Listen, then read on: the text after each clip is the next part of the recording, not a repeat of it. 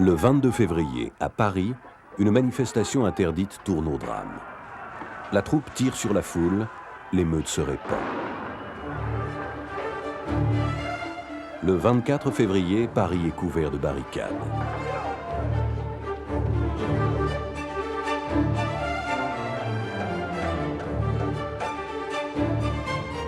Les insurgés envahissent le palais des Tuileries et contraignent Louis-Philippe à abdiquer et à s'enfuir.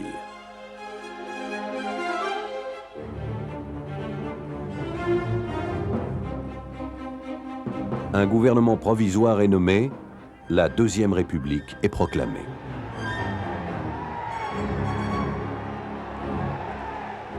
Le suffrage universel est rétabli.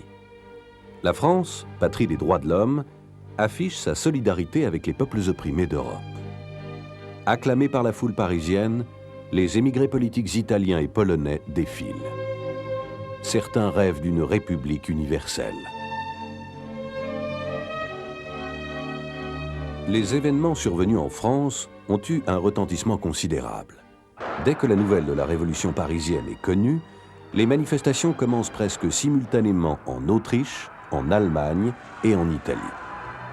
Les aspirations libérales et les revendications des nations opprimées ou divisées sont à l'origine de cette flambée de violence.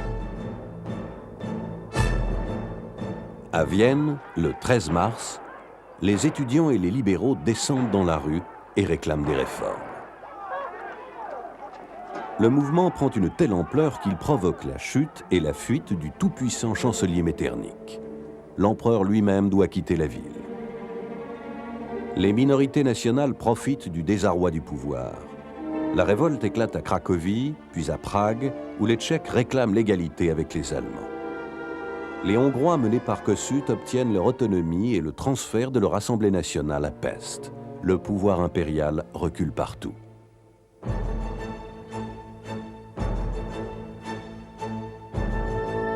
Dans les États allemands, dès le début du mois de mars, la foule se rassemble à Berlin, Munich, Cologne et Francfort et contraint les princes régnants à accepter des réformes. Les nationalistes qui veulent l'unité de l'Allemagne obtiennent l'élection d'un parlement représentatif de l'ensemble du peuple allemand.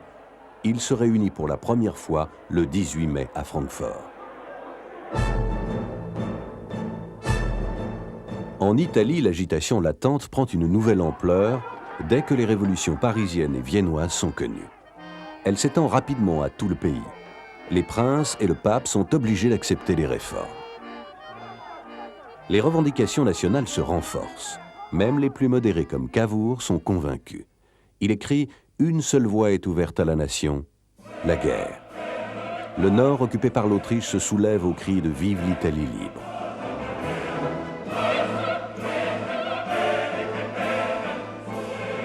Le roi de Piémont-Sardaigne, Charles Albert, prend la tête du mouvement d'unité nationale et inflige des défaites aux troupes autrichiennes.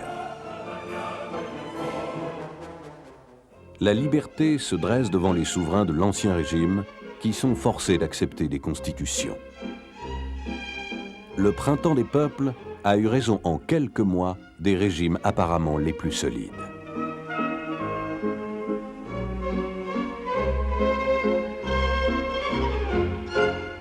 Les revendications libérales et nationales ont miné peu à peu l'équilibre instauré par le traité de Vienne en 1815. Depuis cette date, les frontières des principaux États ont peu changé. Entre l'Empire russe et l'Empire ottoman, l'Europe centrale est dominée par un État multinational, pilier de l'absolutisme européen, l'Empire autrichien. Son unité vient de la toute-puissance de la dynastie des Habsbourg. La police et la censure étouffent toute vie politique. Beaucoup de paysans vivent encore sous un régime féodal. Les frontières ne tiennent aucun compte des différentes nationalités et celles-ci revendiquent de plus en plus leur autonomie. À l'intérieur de l'Empire, on trouve des Allemands, des Hongrois, des Polonais et des Tchèques. Au sud, des Slaves, des Roumains et des Italiens. L'Italie est morcelée. L'Autriche occupe le nord et exerce son influence sur plusieurs États. Les mouvements nationalistes revendiquent l'unité du pays. L'Allemagne est partagée en 38 États regroupés dans la Confédération germanique à laquelle appartiennent aussi les pays allemands de l'Empire d'Autriche. L'État le plus important est la Prusse. Les nationalistes souhaitent l'unité du peuple allemand, une unité fondée sur la langue, l'histoire et la culture. En quelques mois, l'équilibre de l'Europe semble compromis, mais les gouvernements se ressaisissent, le reflux commence. En France, la bourgeoisie est effrayée par l'agitation populaire. En avril, les élections donnent une très large majorité aux modérés. Les affrontements avec les extrémistes sont de plus en plus fréquents. Le conflit est inévitable. Il éclate à Paris le 23 juin. L'armée écrase l'insurrection populaire. La bataille de rue dure 4 jours et fait des milliers de morts. La répression est terrible.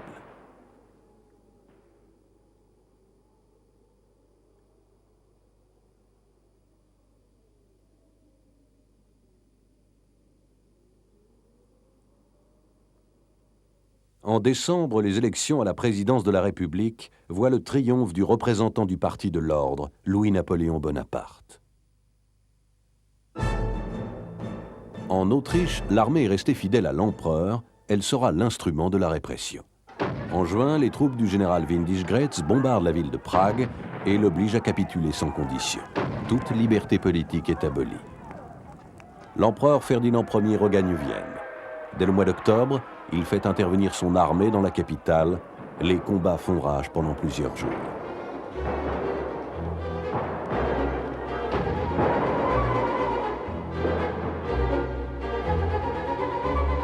La lutte contre les Hongrois se révèle beaucoup plus longue et difficile. En 1849, ils proclament leur indépendance. Menés par des patriotes acharnés, ils disposent d'une véritable armée. Les Autrichiens utilisent les antagonismes qui opposent depuis longtemps les Hongrois aux autres nationalités. Le Croate Jelačić mène la bataille aux côtés des Autrichiens, mais l'issue des combats reste incertaine. L'Autriche fait finalement appel au tsar Nicolas Ier pour venir à bout des Hongrois. Il capitule le 13 août 1849. La répression contre les patriotes est féroce. La Hongrie perd toute liberté et l'unité de l'Empire autrichien est rétablie. La nouvelle de l'écrasement de la révolution viennoise provoque la répression dans tous les États allemands. En Prusse, Frédéric Guillaume IV met Berlin en état de siège. Il octroie une constitution peu libérale qui préserve le pouvoir royal. Les espoirs de bâtir l'unité nationale survivront encore quelques mois. Mais au Parlement de Francfort, les partisans de la Grande Allemagne, incluant une partie de l'Empire autrichien, s'opposent aux partisans de la Petite Allemagne, rassemblés autour de la Prusse, qui finiront par l'emporter. Après des mois, la couronne impériale est proposée au roi de Prusse. Mais il refuse une couronne pétrie de terre glaise et de fange.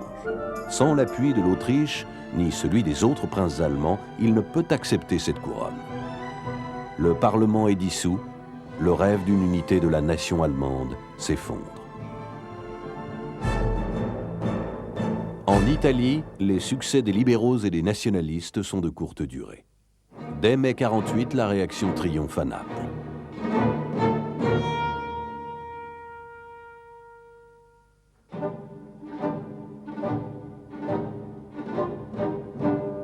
Les Autrichiens regagnent du terrain dans le nord de l'Italie.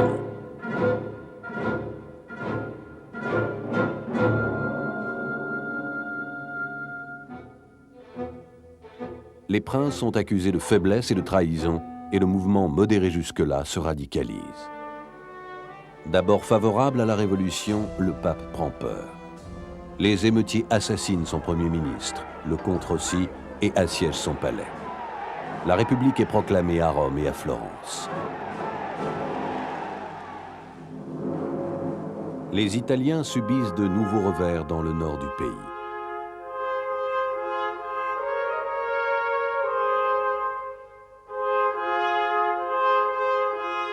Après la cuisante défaite de Novare, le roi Charles Albert abdique en faveur de son fils Victor Emmanuel. Celui-ci doit signer avec l'Autriche un armistice qui lui impose des conditions rigoureuses. Le pape, réfugié près de Naples, appelle à son secours les États catholiques d'Europe. Le gouvernement français et le président Louis-Napoléon Bonaparte attaquent la République romaine. Après un mois de combat, les troupes de Garibaldi sont battues. La réaction s'installe dans le pays plus que jamais dominé par les Autrichiens. Seul le royaume de Piémont-Sardaigne garde un régime constitutionnel. Partout en Europe, la répression a triomphé du printemps des peuples. L'ordre ancien semble rétabli, l'élan des peuples brisé. En France, la Deuxième République s'achèvera par le coup d'État de Louis-Napoléon Bonaparte. Dans les États d'Europe centrale, l'abolition du régime féodal est le seul progrès réalisé. Mais les idées et les espoirs nés de ces révolutions ne vont cesser de progresser. L'Empire d'Autriche affaibli ne contrôlera plus le nouvel équilibre européen. L'unité italienne se fera autour de Victor Emmanuel et du royaume de Piémont-Sardaigne. L'unité allemande se construira autour de la Prusse.